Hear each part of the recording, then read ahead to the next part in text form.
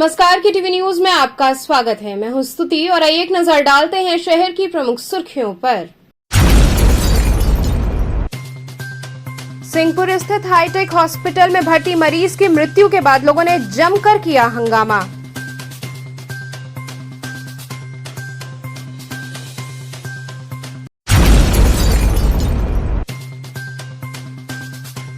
गैर मान्यता प्राप्त मदरसों के सर्वे का कार्य हुआ प्रारंभ।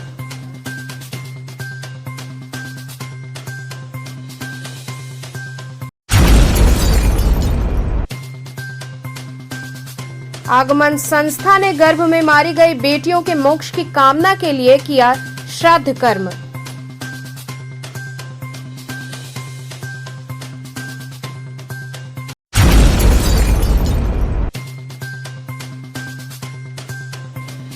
और काशी में मां दुर्गा के स्वागत की चल रही तैयारियां। सनातन धर्म इंटर कॉलेज में विश्वनाथ कॉरिडोर का दिया जा रहा स्वरूप। और अब खबरें विस्तार से। सिंहपुर स्थित हाईटेक हॉस्पिटल में भर्ती मरीज की मृत्यु के बाद लोगों ने जमकर हंगामा करते हुए चक्का जाम किया।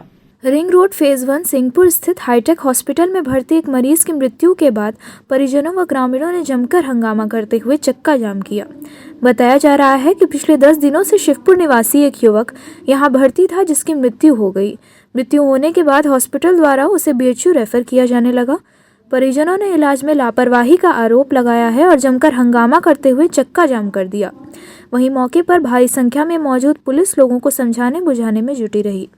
हालांकि स्वास्थ्य विभाग को भी ऐसे अस्पतालों पर ध्यान देने की आवश्यकता है, ताकि अस्पताल प्रशासन की लापरवाही के चलते लोगों की जान न जाए।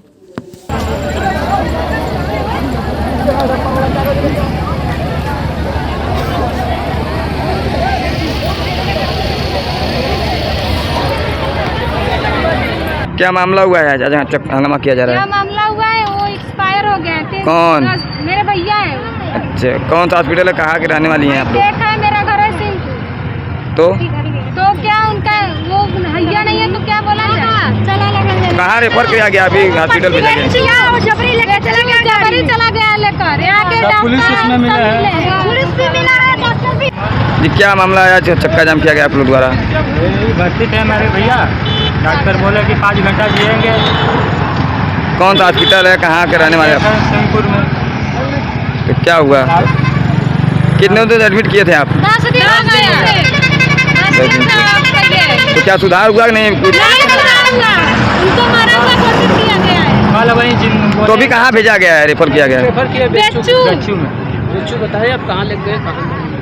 उनका डेट हो गया तो भी बेच्चू भेजा गया? डेट हो गया उनका, लेकिन सुनिए पुलिस भी घूस खा रही है इसमें। पुलिस भी घूस खा रही है और एक लड़की और उसमें गई मर चुकी है।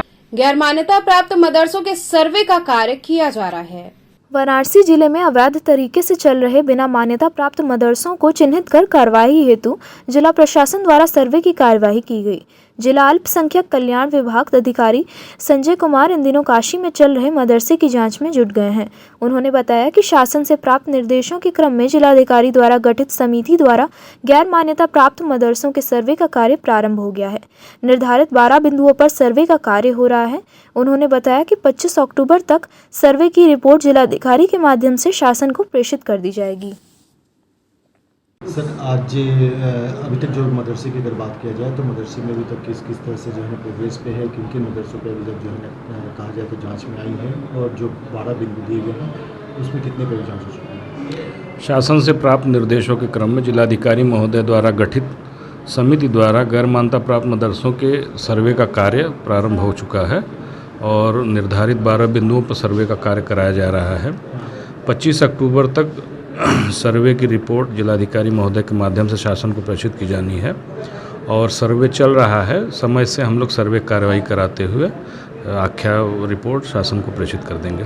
अभी तक कितने मदरसे में अभी चूँकि चल रहा है तो इसलिए अभी तत्काल नहीं बताया जा सकता, लेकिन हम लोग समय से कार्रवाई पूरी करके आख्या प्रेषित करा देंगे। क्या मानक है सर? किन बिंदुओं पर जो है शासन द्वारा ही 12 बिंदुओं का एक प्रारूप प्रेषित किया गया है और उसमें मदरसे का नाम, पता, भूमि, भवन, शिक्षकों की संख्या, छात्र छात्राओं की संख्या, आय के साधन आदि ऐसे करके 12 कॉलम हैं जिस पर कि ये सर्वे कार्य कराया जा रहा है। आगमन संस्था द्वारा गर्भ में मारी गई बेटियों के मोक्ष की कामना के लिए वैदिक रीति रिवाज के साथ श्राद्ध कर्म किया गया। मोक्ष के शहर बनारस में गर्भ में मारी गई अजन्मी और अभागी बेटियों को मोक्ष अधिकार मिला। वाराणसी के गंगा तट दशाश्वमेध घाट पर गर्भ में मारी गई बेटियों के मोक्ष की कामना के लिए आगमन सामाजिक संस्था ने वैदिक रीति रिवाज के साथ श्राद्ध कर्म किया। आचार्य पंडित दिनेश शंकर दुबे के आचार्यत्व में 5 ब्राह्मणों की उपस्थिति में ये विशेष अनुष्ठान हुआ। संस्था के संस्थापक सचिव और श्रद्धाकर्ता डॉक्टर संतोष ओझा ने 13,000 बेटियों का पिंडदान किया। बताते चले कि संस्था हर साल पितृपक्ष के मात्र 9वीं तिथि को ये अनुष्ठान करती है। आयोजन की शुरुआत शांति पाठ से हुई, जिसके बाद वैदिक ब्राह्मणों ने मंत्रोच्चार के बीच श्राद्ध कर्म को पूरा कराया। वाराणसी में हुए इस आयोजन में समाज के अलग अलग वर्ग के लोग न सिर्फ साक्षी बने, बल्कि उन्होंने मृतक बच्चियों को पुष्पांजलि अर्पित कर उन्हें अपनी श्रद्धा सुमन अर्पित की। डॉक्टर संतोष ओझा ने बताया कि आगमन सामाजिक संस्था उन अजन्मी बेटियों की आत्मा की शांति के लिए प्रतिवर्ष नैमित्तिक श्राद्ध का आयोजन करती है। संस्था का मानना है कि गर्भ में मारी गई बेटियों को जीने का अधिकार तो नहीं मिल सकता, लेकिन उन्हें मोक्ष मिलना चाहिए। संस्था की ओर से वीपी सिंह, राहुल गुप्ता, मनोज सेठ, जितेंद्र, राजकृष्ण गुप्ता सहित अन्य लोग शामिल रहे।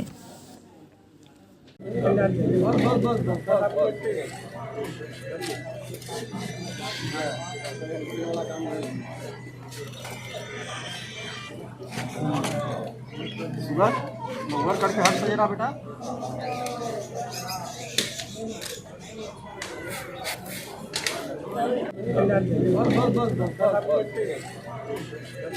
भैया सामान में दूध दही कहाँ? देखिए, आज मात्र नवमी की तिथि है और ये कहा जाता है कि मात्र नवमी तिथि कन्याओं के लिए होता है, महिला पक्षों के लिए होता है। स्वाभाविक सी बातें हैं कि महिलाओं के लिए आज हम लोग पिंडदान दे रहे हैं उन बेटियों के लिए जिनको पेट में मारा गया। सबसे बड़ी बात है कि हम संस्था के तमाम लोगों का ये मानना है कि जिन बेटियों को जन्म देने के अधिकार को हम लोग नहीं हासिल करा पाए, उनको कम से कम मोक्ष दिया जाए। उसी के तहत हम लोग आज मोक्ष के कामना के लिए पिंड हम लोग दान देते हैं। 13,000 पिंडों का हम लोग किए। अब तक यदि इस साल को भी जोड़ा जाए तो 66,000 पिंडदान हम लोगों ने किया। सबसे बड़ा मैसेज जो होता है वो ये कि लोग भ्रूण हत्या जैसे पाप से बचे, क्योंकि लोगों के हिसाब से भ्रूण हत्या एक मामूली ऑपरेशन है, जबकि शास्त्र का कहता है कि ये एक जीव हत्या है और जीव हत्या महापाप बताया गया है।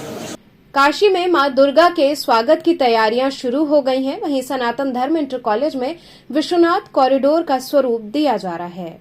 वाराणसी के सनातन धर्म इंटर कॉलेज में इस वर्ष दुर्गा पूजनोत्सव समिति द्वारा पंडाल को आकर्षक रूप दिया जा रहा है। अध्यक्ष सूरज जायसवाल ने बताया कि 40 कारीगर बंगाल से आकर जोर शोर से पंडाल सजा रहे हैं।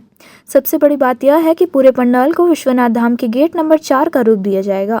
इसके अलावा झांकी दिखाई जाएगी, जिसमें सर्वचलित यंत्रों के जरिए मां दुर्गा द्वारा 2 असुर शुंभ निशुंभ का वध करते हुए दिखाया जाएगा। पूरे पंडाल को भव्य रूप दिए जाने के साथ ही श्रद्धालुओं की सुरक्षा हेतु प्रशासन के साथ 200 कार्यकर्ता रहेंगे, जो भीड़ को नियंत्रित करेंगे ताकि किसी भी प्रकार की घटना न हो। मेले में बच्चों के लिए अलग अलग तरीके के झूले और खाने पीने की अनेकों व्यंजनों के स्टॉल्स लगाए जाएंगे। सूरज जी, इस बार क्या रूप दे रहे हैं पंडाल का आप लोग? इस बार एक बहुत बड़ा यहाँ कार्यक्रम होने जा रहा है, जो कि देश विदेश से लोग यहाँ आ रहे हैं कॉरिडोर देखने। मैं सेम टू सेम कॉरिडोर अपने पूजा पंडाल में बना रहा हूँ।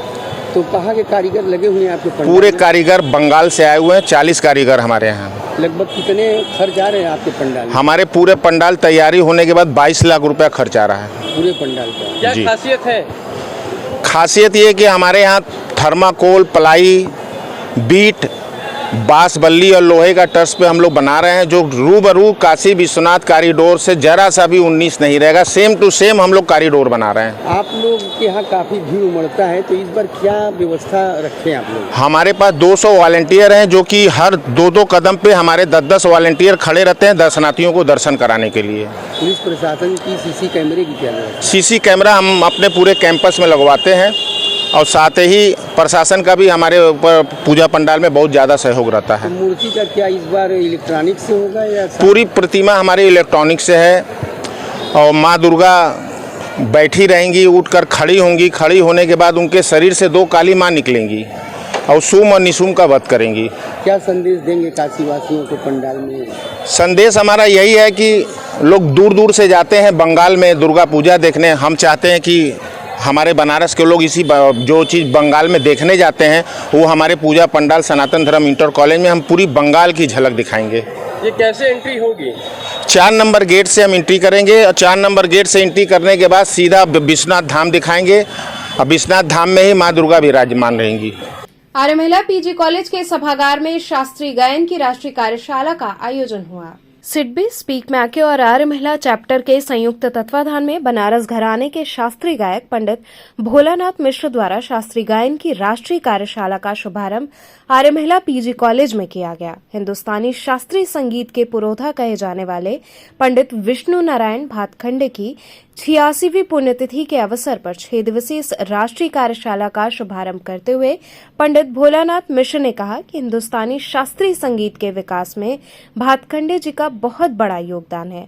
उन्होंने देश भर में हिंदुस्तानी शास्त्रीय संगीत के प्रचार प्रसार के लिए अनेक संस्थाएं और शिक्षा केंद्र स्थापित किए थे, जिसमें मैरिस म्यूजिक कॉलेज, जो आजकल भातखंडे संगीत विश्वविद्यालय, प्रमुख है।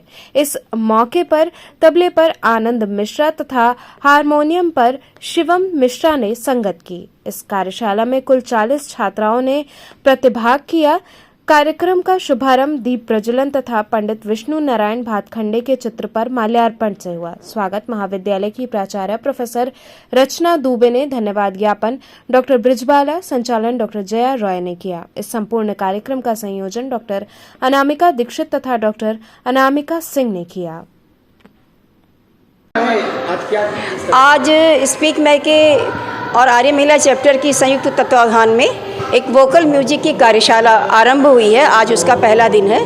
24 तारीख तक यह कार्यशाला चलेगी और इसके निदेशक जो हैं वो पंडित भोलानाथ मिश्र जी हैं और साथ में 40 बच्चियां हैं जो संगीत की भी हैं और जो संगीत नहीं सीखी हैं वो भी हैं। तो इसके आयोजन का उद्देश्य ये था कि जो लड़कियां संगीत नहीं सीख पाती हैं उनके भीतर भी संगीत का सामान्य ज्ञान कम से कम हो जाए, वो भी सरगम से परिचित हो जाएं। कितने दिन चलेगा ये? 7 दिन की है सर, 19 से 24, 5 दिन, 19 से 24 है। यहाँ रुकेंगे एक छोटे से ब्रेक के लिए। आप बने रहिए KTV के साथ।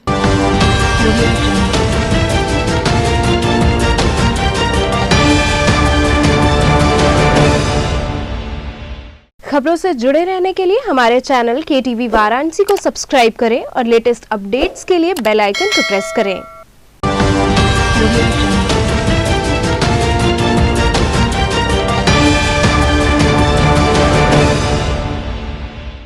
ब्रेक के बाद आपका स्वागत है। रामनगर की रामलीला में 10वें दिन सुमंत के अयोध्यागमन, गंगावतरण, चित्रकूट निवास इत्यादि लीला का मंचन हुआ।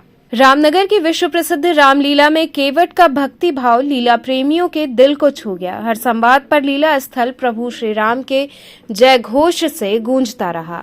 10वें दिन गंगा अवतरण, भारद्वाज समागम, यमुना अवतरण, ग्रामवासी मिलन, वाल्मीकि समागम, चित्रकूट निवास, सुमंत का अयोध्यागमन लीला का मंचन किया गया। इसमें केवट ने गंगा पार पहुंचाने का भगवान राम का अनुरोध बड़ी विनम्रता से ठुकरा दिया। कहा, प्रभु आपके चरणों में मानव बनाने वाली जड़ी है। चरण रज छूते ही पत्थर की शिला नारी बन गई। लकड़ी की बनी ये नौका आपके चरण प्रताप से स्त्री बन गई, तो मेरा व मेरे परिजनों का भरण पोषण कौन करेगा। वट वृक्ष के दूध से जटा बनाते श्री राम को देख मंत्री सुमंत रो पड़े। श्री राम ने उन्हें सभी धर्मों का ज्ञाता बताते हुए संकट की इस घड़ी में महाराज दशरथ को ढांढस बंधाने का अनुरोध किया।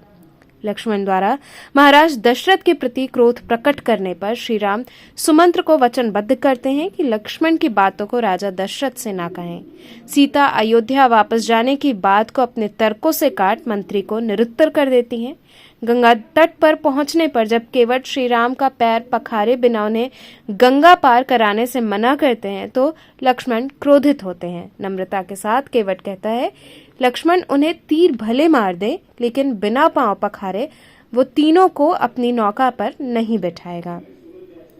वहीं राम के आगमन का समाचार सुन महर्षि वाल्मीकि उन्हें अपने आश्रम लाते हैं। महर्षि की सलाह पर श्री राम सभी ऋतुओं में सुख देने वाले चित्रकूट में रहने का निर्णय लेते हैं। वहीं श्री राम देवगणों को प्रणाम करते हैं, तब देवगण उनसे आग्रह करते हैं कि वे यथाशीघ्र उन्हें राक्षस राज रावण के अत्याचार से मुक्ति दिलाएं। पूरा चित्रकूट राममय हो जाता है। यहीं आरती के साथ लीला का विश्राम हुआ। हम आ रहे हैं, इसी बगल में 10 किलोमीटर मेरा गांव पड़ता है हिंदवारी। ये लीला देखने आप कब से आ रहे हैं? करीब 10 साल। आज क्या क्या प्रसंग है लीला? आज निखाद राज के यहाँ से भगवान राम चले हैं। भगवान श्री राम सगरा पार होकर के फिर आएंगे, गांव ग्वालिन से मिलेंगे, जमुना जी पार करेंगे, उसके बाद में वाल्मीकि जी के आश्रम पर आएंगे। वहाँ से वाल्मीकि जी उनको उपदेश देंगे कि प्रभु आप भी अहेरी हो और मंदाकिनी पर्वत भी अहेरी है, आप वहीं पर निवास स्थान कीजिए। वहाँ से फिर भगवान आकर के मंदाकिनी चित्रकूट में मंदाकिनी पर्वत पर निवास करेंगे। जन अधिकार पार्टी द्वारा अपनी विभिन्न मांगों को लेकर धरना प्रदर्शन किया गया। जन अधिकार पार्टी के जिला अध्यक्ष शैलेंद्र मौर्य के नेतृत्व में दर्जनों कार्यकर्ताओं ने शास्त्री घाट पर अपनी मांगों को लेकर धरना प्रदर्शन किया।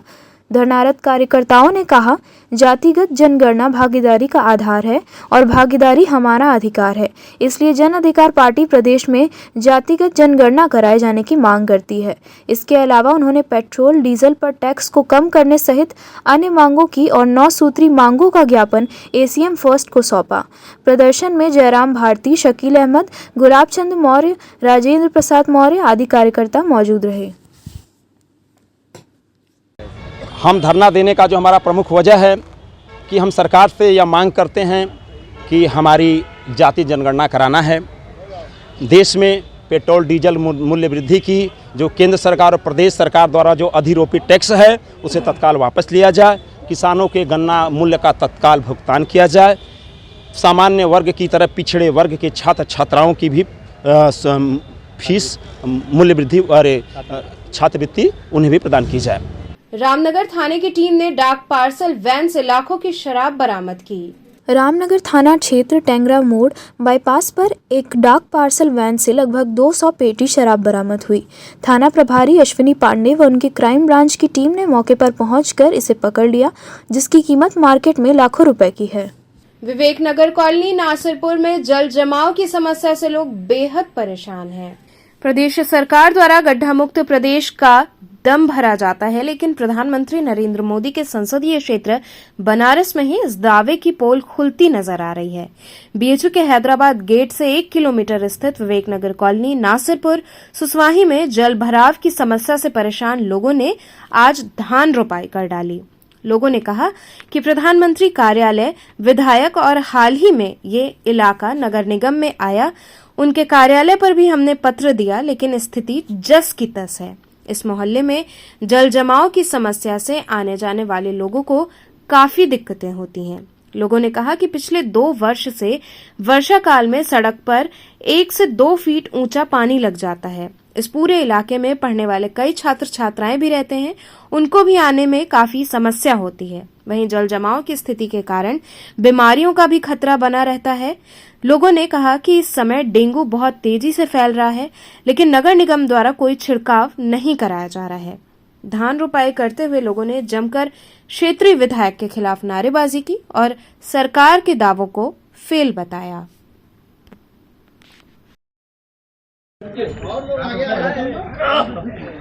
समस्या बहुत है। समस्या यह है कि सब्जी किनने में बहुत ये विवेक नगर कॉलोनी नासिरपुर का क्षेत्र है, लेकिन विवेक नहीं हो पा रहा है। नासिरपुर से ये नासिरपुर हो गया है। नासिरपुर से इसका नाम बदल कर नासूरपुर कर देना चाहिए। ये नासिरपुर विवेक नगर माता कटरा से लेकर के महमानापुरी को जोड़ने वाली जो रोड है जरान फैक्ट्री तक, यहाँ 5-6 सालों से नार की स्थिति बनी हुई है। यहाँ के पूर्व विधायक और वर्तमान विधायक दोनों को ये संज्ञान में हमारे क्षेत्र की जनता बार बार डाल रही है, लेकिन उनके कानों पे जू नहीं रेंगता है। माननीय प्रधानमंत्री का ये संसदीय क्षेत्र है और यहाँ से 2 किलोमीटर की दूरी पे बीएचयू में साल में 24 बार आते हैं, वो 22 बार आते हैं और विधायक को यहाँ सरफेस लेयर पे खाली काम होता है, बाहरी रोडों को दिखा करके कि हाँ भाजपा बहुत बढ़िया काम कर रही है, और यहाँ पे सरफेस लेवल पे काम नहीं होता है। यही हम लोगों की समस्या है और इसका समाधान निदान किया जाए। आपने इसकी कहीं कंप्लेन किया है क्या? कई जगह कंप्लेंट किया गया है, विधायक यहाँ प्रधानमंत्री कार्यालय से लेकर के और मुख्यमंत्री जन सुनवाई पोर्टल पर भी इसको हमारे क्षेत्र के कई लोगों ने डाला है, लेकिन इस पर अभी तक कोई कार्रवाई नहीं हुई। जैसे कि ये पानी दिख रहा है और सामने दिख रहा है कि सीवर भी आया हुआ है। हाँ। तो आखिर क्यों ये पानी कहाँ पे? पानी निकासी और रोड दोनों की व्यवस्था होनी चाहिए, तभी ये समस्या का समाधान होगा। सीवर तो है ही नहीं है। उमेश जी, क्या समस्या है इस कॉलोनी में? मैं विवेक नगर नासीपुर बनारस का जो हैदराबाद DHU से आधा किलोमीटर की दूरी पर है, उस मोहल्ले से बोल रहा हूँ। इस मोहल्ले में 90% आदमी जो हैं वो रिटायर हैं, उनकी औरतें बूढ़ी हैं, नाती पोता छोटे हैं, और 4 साल से लगातार इस रोड पर पानी भरा हुआ है। किसी सीवेज का कोई इंतजाम नहीं है, रोड टूटी हुई है, जगह जगह इसका दिया गया, लेकिन कहीं से कोई सुनवाई नहीं है। लास्ट में लाचार होकर के हम लोग मीडिया भाई लोगों को बुलाए, ताकि हो सकता है कि आप लोगों की बात ऊपर तक सुनाई पड़ जाए। और आज धान रोपाई का कार्यक्रम किए आज पानी में दिखाने के लिए ही इसमें धान रोपाई का कार्यक्रम किया गया, ताकि लोगों को ये जानकारी हो जाए कि कितनी समस्या है। धन्यवाद। वर्तमान में अभी यहाँ के विधायक जो है सुनील पटेल हैं, जो कि तो अभी जैसे उनसे आपने कंप्लेन किया है कि नहीं? सब हो गया है, सब लोग आते हैं। कंप्लेन किया गया है। जीवित पुत्र का पर्व पर बड़ी संख्या में व्रती महिलाओं ने शहर के कुंडों तालाबों पर पहुंचकर पूजन अर्चन किया। रविवार को शहर भर में जीवित पुत्र का व्रत की धूम रही। शहर के विभिन्न कुंड, तालाब, सरोवर पर महिलाओं ने पहुंचकर विधिवत पूजन अर्चन कर माता ज्योतिया से संतान की दीर्घायु की कामना की। इसी कड़ी में सारनाथ स्थित सारंगनाथ महादेव मंदिर व कुंड के आसपास हजारों की संख्या में महिलाओं ने पहुंचकर पूजन अर्चन किया। महिलाओं की भीड़ से पूरा मंदिर और कुंड के आसपास का क्षेत्र पटा रहा। इस अवसर पर व्रती महिलाओं ने बताया कि संतान की दीर्घायु की कामना के साथ वो निराजल उपवास रखती हैं और परंपरा अनुसार कथा सुनकर विधिवत पूजन अर्चन करती हैं। आज मैं यहाँ बाबा सारंगनाथ के शिव कुंड के दरबार में मैं यहाँ पर उपस्थित हूँ, जो कि आज यहाँ ज्योतिया व्रत जो माता अपने पुत्र के लिए व्रत रखती हैं, और आज ये बहुत ही हमारे हिंदुस्तान में जो कि बहुत ही इसको जो है कि सुंदर ढंग से मनाया जाता है। आज हमारे इस कुंड पर हमारी हजारों की संख्या में हमारी माताओं और बहनें आई और यहाँ पर ज्योतिया का व्रत रख करके अपने बच्चों के लिए मांग की हमारा बच्चा जो है कि आजीवन सुखी रहे, और जीवन के लिए अपने भीख मांगती हैं यहाँ पर आकर के। आज यहाँ देखा जाए तो थोड़ी बहुत कमियाँ नज़र आई हैं, जो कि माताएं बहनें रोड पर बैठ कर के पूजन पाठ की हैं, और मैं यही कहना चाहता हूँ कि ऐसी व्यवस्था बनाई जाए यहाँ पर कि माताएं बहनों को कष्ट न हो। और इस वक्त जो है कि जो भी दौर चल रहा है यहाँ का, अभी सारंगनाथ छठ पूजा समिति जो है कि यहाँ पर छठ पूजा जो मनाया जाता है, अभी 30 तारीख को, अगले महीने में 30 तारीख को यहाँ पर छठ पूजा मनाया जाएगा, बहुत ही ज़बरदस्त, जो कि 5000 के करीब लगभग भीड़ हो जाती है। यहाँ 5-6 हज़ार के लगभग भीड़ हो जाती है, और इसके अंदर कुंड के अंदर अधिक से अधिक संख्या में माताएं बहनें पहुंचकर सुबह और शाम को अर्घ देती हैं। आज यहाँ इस पानी की व्यवस्था बहुत ही ख़राब है और पानी बहुत दुर्गंध दे रहा है। मैं यही चाहूँगा कि यहाँ की शासन और प्रशासन से मैं निवेदन करना चाहूँगा, हाथ जोड़कर विनती करना चाहूँगा कि यहाँ की कुंड की साफ़ सफाई ज़रा विशेष ध्यान दे, कि यहाँ का पानी निकाल करके दूसरी पानी डाल दिया जाए। और यहाँ की जो मछलियाँ मर रही हैं, ज़्यादा संख्या में मछलियाँ हैं, कुछ हमारे जो है कि कुंड के अंदर मछलियाँ नहीं पालने वाली मछलियाँ हैं, इनको निकाल करके इसको गंगा जी में प्रवाहित कर दिया जाए, जिससे कि यहाँ का कुंड हमेशा साफ और सुथरी बनी रहे और हमारा पूजा बहुत ही अच्छे ढंग से हो जाए। और इस पानी के अंदर उतर करके माताएं अर्घ इस बार नहीं दे पाएंगी, और ये पानी जो है बहुत ही संक्रमित हो चुका है। इसी कड़ी में 80 शंकुलधारा पोखरा, दशाश्वमेध, पंचगंगा और राजघाट समेत विभिन्न घाटों पर भीड़ रही। शंकुलधारा पोखरा पर बड़ी संख्या में माताओं ने पूजा अर्चना की। सनातन धर्म में सबसे कठिन व्रतों में से एक जीवित पुत्र का व्रत भी है। इस दौरान माताएं पुत्रों की दीर्घायु के लिए निर्जला व्रत रहती हैं। 80 घाट पर नए परिधान में माताएं जगह जगह पूजा करती दिखी। गन्ना, फल फूल समेत मिष्ठान आदि माता जीवित पुत्रिका को समर्पित किया और उनसे अपने बच्चों के दीर्घायु होने के लिए आशीर्वाद मांगा। किस चीज का पूजा था, कितने कठिनाइयों के बारे में पूजा? जूट बंधन माई के पूजा है। कितने कठिनाइयों कठिनाई तो है ये है, देश रहत बा, बच्चों के लिए, अपने सुहाग के लिए, अपने हमारा बच्चा अच्छा रहे, परिवार अच्छा रहे। तो आज आप शंकुधारा पोखरा पर आएंगे, क्या व्यवस्था रहा शासन प्रशासन द्वारा? शासन तो कुछ नहीं, अच्छा व्यवस्था है, सब कोई लगे हुए, ऐसे दर्शन कर ला, ऐसे पूजा कर ला, यहाँ करा हुआ करा। आज आप लोग दर्शन किए माँ? हाँ, माँ को अच्छी माँ के दर्शन मिले अच्छा से। कहाँ पर आई हैं, क्या करें? शंकुधारा पोखरा पर आए हैं, माँ जितिया माँ का व्रत है, वही पूजा करने। कितना कठिनाइयों के बाद जितिया पूजा का व्रत रखा जाता है? जी, क्या कहेंगे, कितने कठिनाइयों के बाद रखा जाता है? अरे ये बहुत कठिनाइयाँ है इनकी माँ का, जैसे कि बहुत हम लोग कष्ट से उनका व्रत रखते हैं। 24 घंटा बाद जो है कि पानी पीते हैं और अपने बेटे के लिए मतलब व्रत रहते हैं कि मेरा बेटा सही सलामत रहे, अच्छा रहे, वे तरक्की करे, आगे बढ़े, उनकी लंबी उम्र हो। यही माँ से, जितिया माँ से जो है कि मांगते हैं कि मेरा गोद भरा रहे, सुहाग अच्छा रहे। अखिल भारत हिंदू महासभा द्वारा प्रेस वार्ता आयोजित की गई। भारत को हिंदू राष्ट्र बनवाने के लिए अखिल भारत हिंदू महासभा द्वारा चलाए जा रहे 10 करोड़ हस्ताक्षर अभियान से पूरा देश जुड़ गया है। अखिल भारत हिंदू महासभा और जय बजरंग सेना अंतिम सांस तक इस कार्य को अंजाम तक पहुंचाने में संघर्ष करेगी। यह बात हिंदू महासभा के राष्ट्रीय उपाध्यक्ष और हस्ताक्षर अभियान समिति के संयोजक तथा जय बजरंग सेना के राष्ट्रीय अध्यक्ष नितिन उपाध्याय ने कही। इस दौरान प्रेस वार्ता को संबोधित करते हुए उन्होंने यह भी बताया कि काशी विश्वनाथ की नगरी में आयोजित बागेश्वर धाम सरकार की श्रीमद् भागवत कथा के दौरान हिंदू महासभा की टीम ने विशेष हस्ताक्षर अभियान चलाकर लाखों लोगों को हिंदू राष्ट्र बनाने के पवित्र कार्य से जोड़ा है।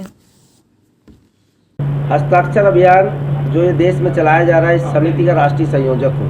आज प्रेस कॉन्फ्रेंस किस लिए आपने आयोजित किया? हमने आज प्रेस कॉन्फ्रेंस इसलिए आयोजित किया है कि यहाँ पर बनारस में संत श्री धीरेन्द्र शास्त्री जी बागेश्वर धाम सरकार की कथा थी और उस कथा में हमने कैंप लगाकर हमारी आदरणीय डॉक्टर गीता रानी जी के नेतृत्व में हस्ताक्षर अभियान का कार्यक्रम चलाया था, जिसमें 5 लाख से ज़्यादा हस्ताक्षर हुए हैं और करोड़ों हिंदू हमारे साथ जुड़े हैं। तो ये हस्ताक्षर अभियान हमने काशी की नगरी में स्टार्ट किया है, इसके लिए प्रेस कॉन्फ्रेंस रखा था। ये हस्ताक्षर अभियान चलाने का क्या उद्देश्य था, ऐसी क्या बात हुई? देखिए, भारत को हिंदू राष्ट्र बनाने के लिए भारत हिंदू राष्ट्र है, हिंदुओं का ही देश है, आज से नहीं अनंत काल से है, लेकिन कानूनी रूप से ये हिंदू राष्ट्र नहीं है। इसको कानूनी रूप से घोषित कराने के लिए हमारे जो अभियान चल रहा है 1 साल का 10 करोड़ का लक्ष्य है हस्ताक्षर का, तो भारत को हिंदू राष्ट्र घोषित कराना है। और माननीय प्रधानमंत्री नरेंद्र मोदी जी के गांव वडनगर से लेकर उनके संसदीय क्षेत्र वाराणसी, कश्मीर से कन्याकुमारी, आज देश के 18 प्रदेशों से 19 प्रदेशों में ये हमारा हस्ताक्षर का कार्यक्रम चल रहा है। हमारे जो हिंदू महासभा के प्रथम अध्यक्ष थे, उन्होंने अपने भाषण में बोला था कि हिंदुओं का एकीकरण और हिंदुओं का सैनिकीकरण बहुत आवश्यक है, और उसी क्रम में यह हस्ताक्षर अभियान के माध्यम से हम हिंदुओं का एकीकरण भी कर रहे हैं और हिंदुओं का सैनिकीकरण भी कर रहे हैं। जब हम एक होंगे, एक दूसरे से मिलेंगे, गांव में, शहर में, जिले में, प्रदेश में, तभी हम एक दूसरे की समस्या समझ पाएंगे और एक दूसरे के साथ खड़े हो पाएंगे। तो चलते चलते पुनः एक नजर डालते हैं शहर की प्रमुख सुर्खियों पर। सिंहपुर स्थित हाईटेक हॉस्पिटल में भर्ती मरीज की मृत्यु के बाद लोगों ने जमकर किया हंगामा।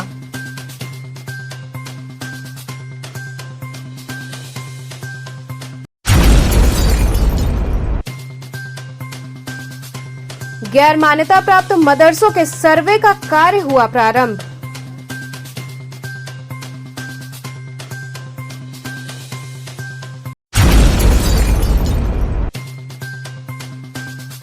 आगमन संस्था ने गर्भ में मारी गई बेटियों के मोक्ष की कामना के लिए किया श्राद्ध कर्म।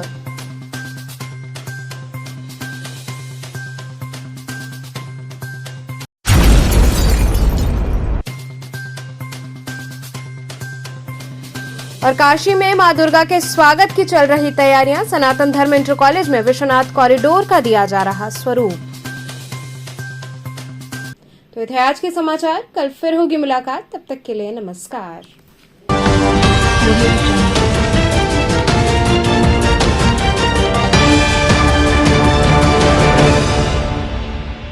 खबरों से जुड़े रहने के लिए हमारे चैनल KTV वाराणसी को सब्सक्राइब करें और लेटेस्ट अपडेट्स के लिए बेल आइकन को प्रेस करें।